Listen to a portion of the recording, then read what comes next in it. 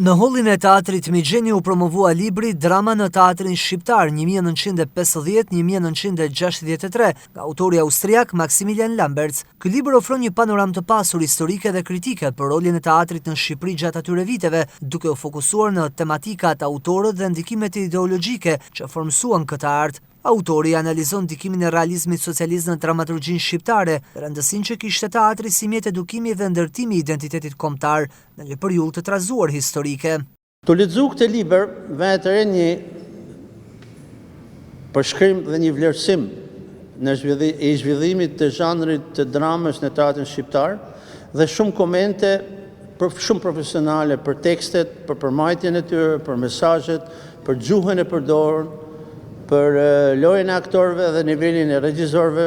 Mendoj që ky libër duhet shihet edhe në një aspekt tjetër, sepse ne të janë përmend shumë emra aktorësh, autorësh, të cilët o nuk janë as pak të njohur ose shumë pak të njohur për publikun, si Ton Shoshi, Zef Pali, Tef Pali, Gjon Daka, Kindushi.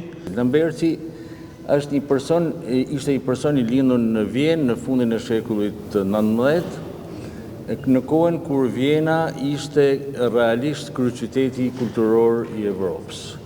Pra, tana ngjarjet e mëdha, lëvizjet, avangardat moderne, tjerë, veçanërisht në pikpamje filozofike, po dhe përtej filozofike, lindin dhe mështin fitonin terren në Vjenë. Në fakt nga ajo që kemi parë, nuk është se Lamberti ka mbajtur në një qëndrim të caktuar ndaj metodës realizmit socialist, por fakti që nuk e ka përmendur atë, ose fakti që ka përmendur autorë që janë kundërvënë me veprën e tyre, siç është rasti Fatos Arapit në këtë rast, apo Fadil Paçramit një rast tjetër.